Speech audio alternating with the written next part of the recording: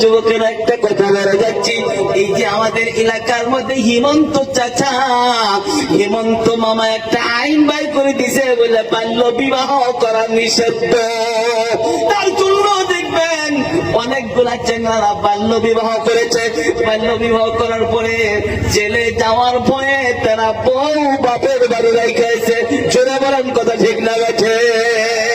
কিন্তু বাবা দেখবেন একটু চায়া বউটা বাড়িতে রাখিয়েছে বলে চ্যাংরা যায় ওই গুয়াহাটির মধ্যে হাজিরা করে। চ্যাংরা গুয়াহাটির মধ্যে হাজিরা করে, বউর সাথে কথা হয় না।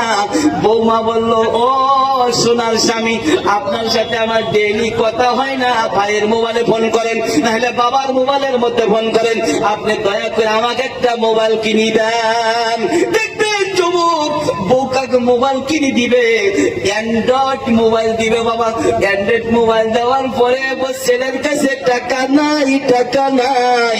ওই ছেলেটা দেখবেন মোবাইলটা কিস্তির মধ্যে নাই। বলেন ঠিক না গেছে?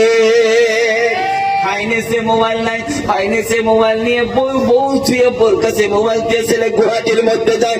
গুয়াহাটির মধ্যে যায় কাম করতে করতে কিস্তি শুধাইতে শুধাইতে শুধাইতে শুধাইতে 6 মাস 7 মাস পরে বাড়িতে ফিরে দেখে রে ওই যুবকটার বউ নাই, ওই যুবকটার বউ অন্যদের ঘরে।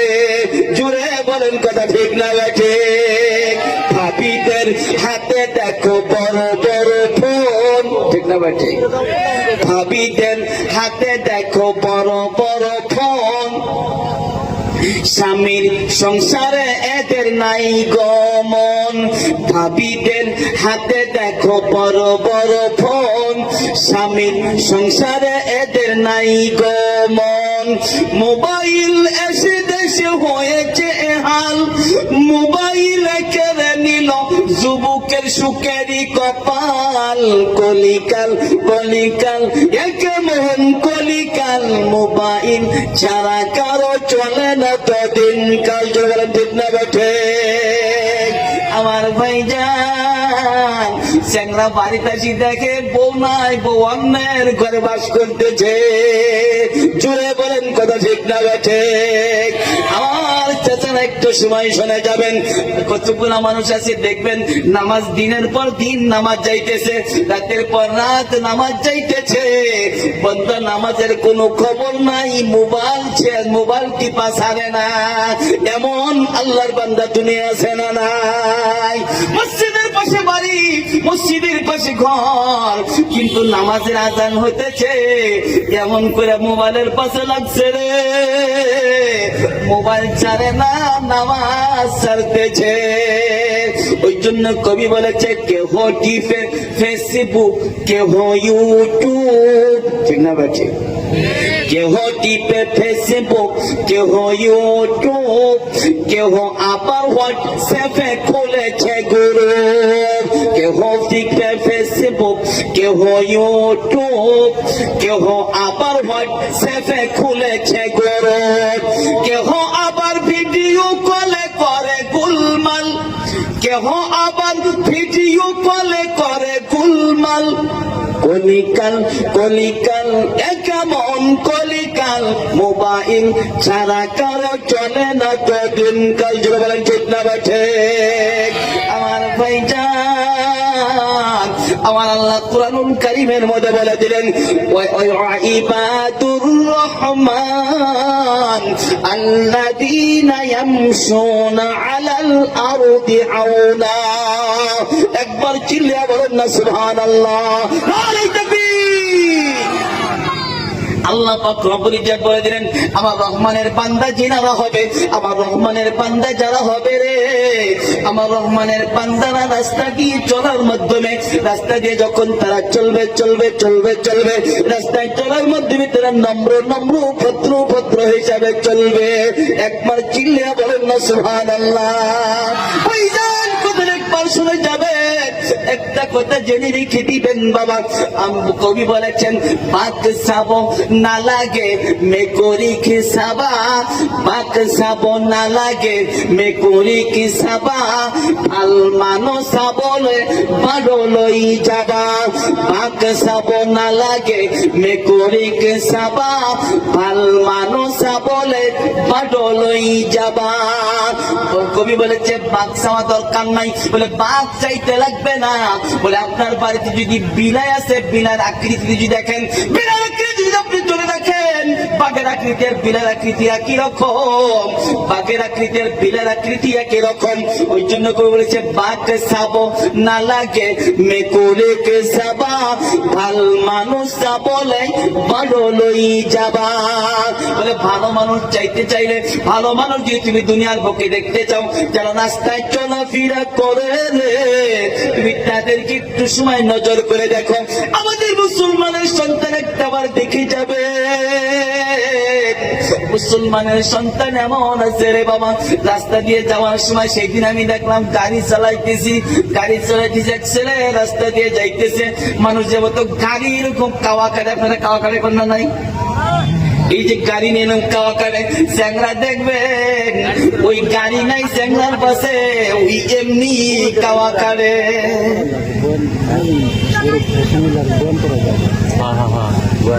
ওই এমনি কাওয়া কাটে, এমনি কাওয়া কাটে। আমি দেখলাম, চিন্তা করলাম, আরেকজনকে বললাম ভাইজান, বলে এই ছেলেটা যে রাস্তা দিয়ে যায় আমার কিছু সময় পরে একা একাই পায়ে হাতে কাওয়া কাটে কেন? বলে ছেলেটার কি মাথা নষ্ট হয়েছে নাকি?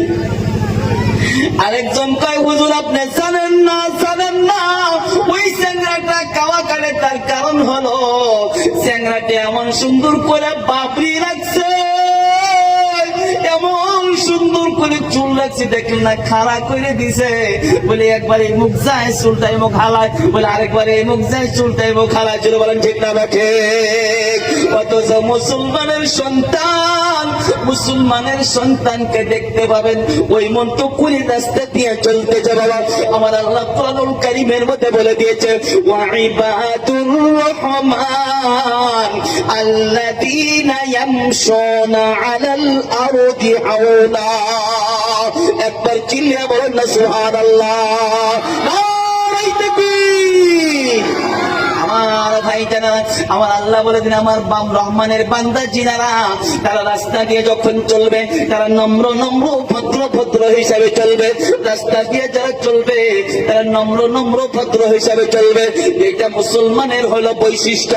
মুসলমানের আরেকটা বৈশিষ্ট্য হলো ওয়া ইযা খাতাবাহুমুল জাহিলুনা কালু সালামা।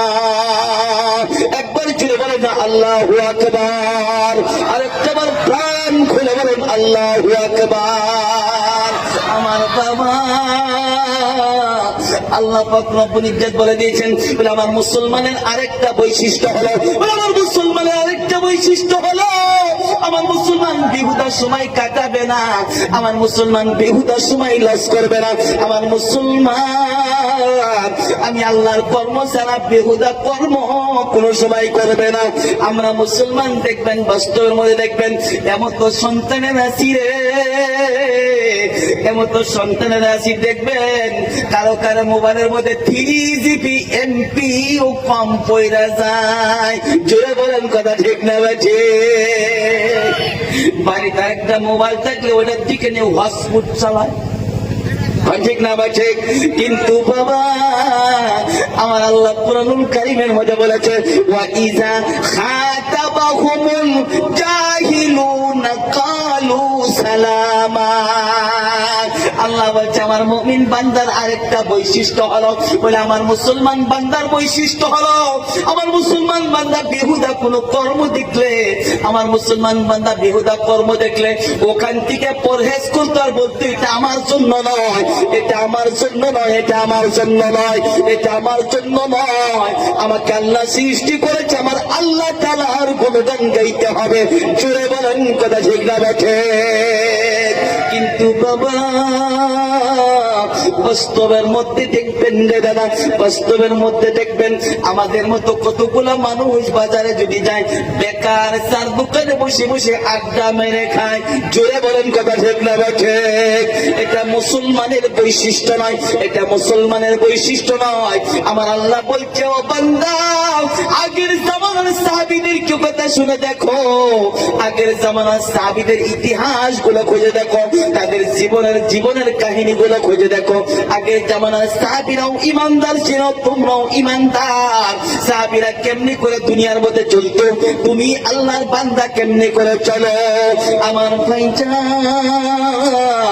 একটা কথা শুনে যাবেন রে দাদা, সাহাবীদের বাড়িতে যদি যাওয়া যাইতো, যদি তাদের বিবিকে জিজ্ঞাসা করা যাইতো, বুবুজান বলে আপনার স্বামী কোথায় গেছে, ওই সময় যদি বলতো, ভাইজান আপনি একটু সময় বসেন, আমার স্বামী বাজারে গেছে, আইসা সারলো, এখনই আসবো।